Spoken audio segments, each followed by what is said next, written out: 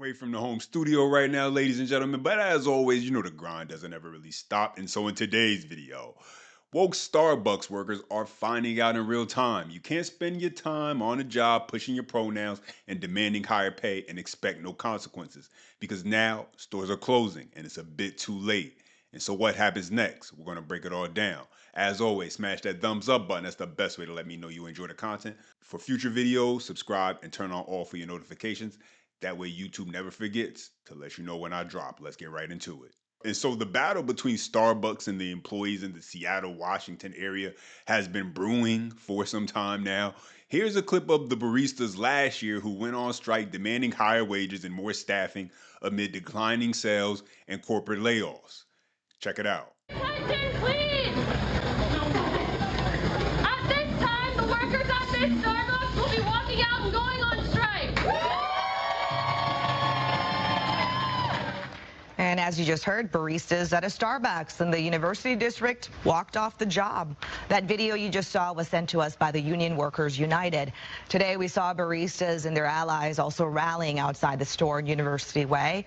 The union tells us baristas are demanding higher wages and more staffing and protections. I think it's important to show the shareholders that we make their profits and that our movement will continue. The rally happening on the eve of the company's annual shareholder meeting. The coffee chain has been struggling with a decline in sales that has lasted for the past year. We reached out to Starbucks for comment about the latest rally. They responding saying, quote, "It is disappointing to see Workers United disrupt our stores and undermine the ongoing mediation process for single store contracts." Since last April, Starbucks and Workers United have made significant progress through respectful dialogue and have reached a number of important agreements. All right, so let me ask you something. How do you think this ends when you keep going at your employer every few months? Striking, protesting, demanding more and more? Like, at what point do you think the company is just gonna sit there and keep taking it? Because that's what's going on with these Starbucks workers out of Seattle. They've been striking, engaged in repeated strikes, matter of fact, demanding more benefits for, let's keep it a buck, low-skilled jobs that are easily replaceable as far as qualifications go to become a barista versus, let's say, an engineer, for example. Not the same, right? And so now Starbucks is responding, and it's not the way these baristas were hoping. No, they're closing stores. And so these socialist employees are learning a life lesson. The same place where they thought they had the most leverage is quickly now disappearing. The same place where they shouted about being shackled by their corporate oppressor has freed them from the bondages of employment. We've already seen this happen with other Starbucks in Seattle. They went on strike, and then not long after, that location was gone. Now you're starting to see a pattern, right? You keep pushing like that, and instead of getting more, you might just end up with nothing. Check it out. That this is a 5-day strike that started on Friday. Now, union workers are saying that the contract negotiations have been lacking any progress when it comes to negotiating with Starbucks. Then you have Starbucks saying that the union's asks for them, their demands are just not sustainable. You can even see the handful of workers that are striking this morning here. That is the roastery on Seattle's Capitol Hill neighborhood. Now, according to the Starbucks company, Workers United proposals rather call for an immediate increase in the minimum wage of hourly partners by 64% and by 77% over the life of a 3-year contract.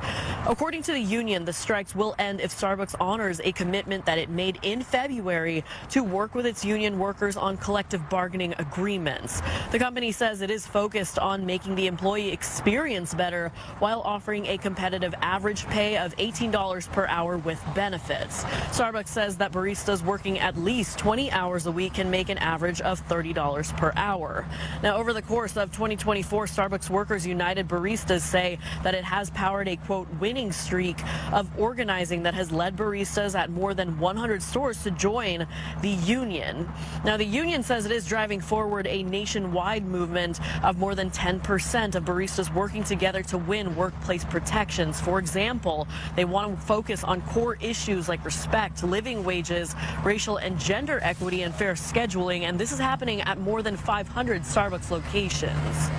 We're not out here just fighting for ourselves. We're fighting for baristas nationwide, and we're fighting for low-paid work to no longer be considered low-paid work. We want to be able to live and be in the cities that we work in. Starbucks Reserve stores in Seattle's Capitol Hill and Soto neighborhoods are now closed. The company confirming this morning the two are closing as part of 180 stores being shut down as the company restructures. The Capitol Hill Reserve Roastery unionized in 2022, and they have been demanding more staffing, on-the-job protections, and pay. The company says this did not have to do with the store employees' decision to unionize, saying the reason was, quote, "We don't see a path to financial performance." Seattle Times business reporter Megan Ululani Boyanton joining us live now. Thanks for being here, Megan. Thank you so much for having me, Sabira. So, Megan, what else is Starbucks saying about what led to these closures? Sure. So this is part of a $1 billion corporate restructuring plan that's happening under the newest CEO, Brian Niccol.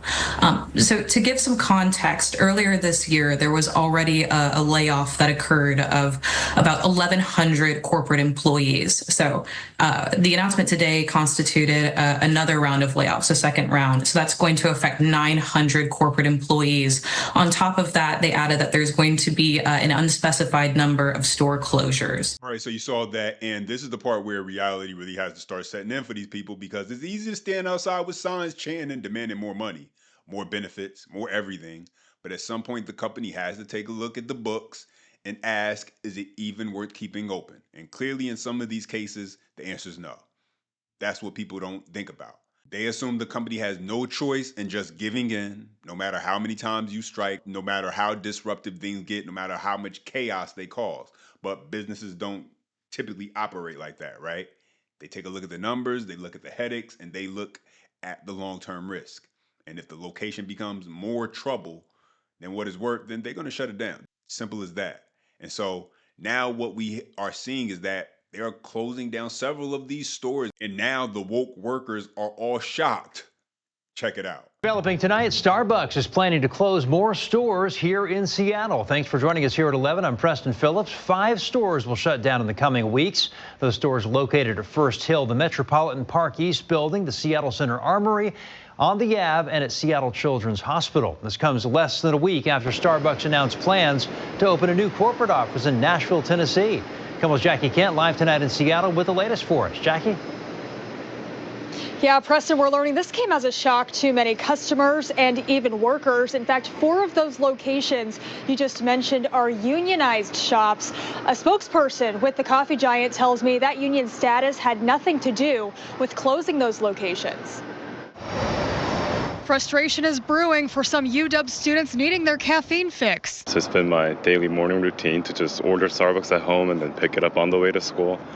And I can't do that anymore, so that's quite a bummer. Starbucks confirms it's closing 5 Seattle locations in a matter of weeks based on a combination of factors like customer experience and financial performance. 4 of those stores are unionized shops, including the U District, and the site of prior pickets for better pay and working conditions. What's outrageous? Starbucks wages. Still, the coffee giant insists union status has nothing to do with their closure decisions. Wondering the reason why, because it's one of the Starbucks that's doing fairly well compared to other locations. In response, the Baristas Union Workers United filed an unfair labor practice charge and says it will demand to bargain with Starbucks about these closures. The move comes days after the company announced it would add a corporate office in Nashville. You can't keep stores open when you have these woke, unskilled workers demanding $30 an hour to make coffee.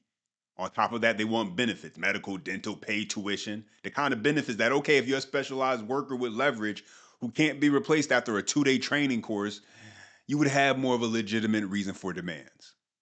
And so this is not about being anti-worker.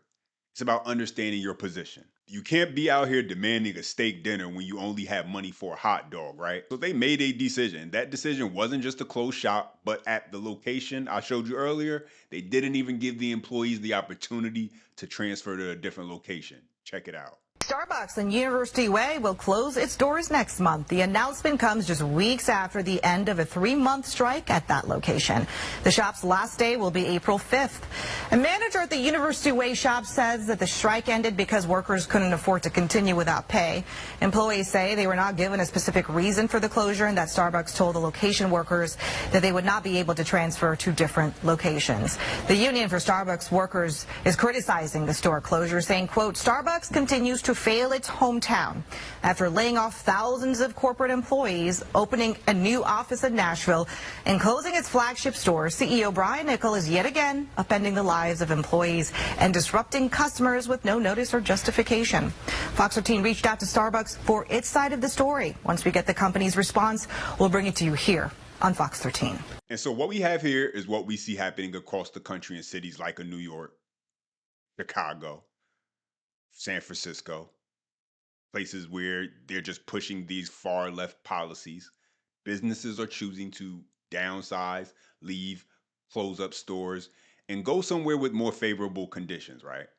Because when you create laws that actually incentivize workers to strike over and over again, then that's exactly what's going to happen. And so check this out. Starbucks on the Ave closes permanently. A University of Washington alum and Starbucks shift supervisor who has worked at the Ave location for nearly 5 years said the strike ended because workers couldn't afford to continue without pay. After a 21-day waiting period, union members were eligible for $750 per week while striking due to a bill passed in 2025 by Governor Bob Ferguson. But the bill only provides pay for up to 6 weeks. And so basically, you go on strike, you'll get paid. If that doesn't incentivize folks to go on strike, as what we've seen clearly here, where they did it several times repeatedly, I don't know what does. It goes on to say employees return to normal work functions after ending the strike. And the closure announced came as a complete shock, according to Avkalar. According to Avkalar, the closure appears to be a retaliation for the store's union actions. Aiden Achowski, a barista who started at the Ave location in October 2025, said that losing his job after the strike means he'll have to move out of Seattle entirely. To go through the strike and then have the store close is crazy. Life doesn't feel real. Type of situation right now, Achowski said, it's really upsetting. According to Avkalar, employees were not given a reason for the closure when told by store management Tuesday. When she and other employees asked about transferring, Avkalar said she was told that employees would not be able to transfer to a different location and would have to reapply for other positions at Starbucks. For Avkalar, this meant her tenure of over 5 years with the company would be null, and she would have to start at a base pay for a shift supervisor position if she reapplied. And so basically, the company said, we'll cut our losses. We don't even want to have these people think about transferring over. We'll cut our losses for these locations and we'll move out and we'll just move forward with it because it's become too financially burdensome for us to continue down this path.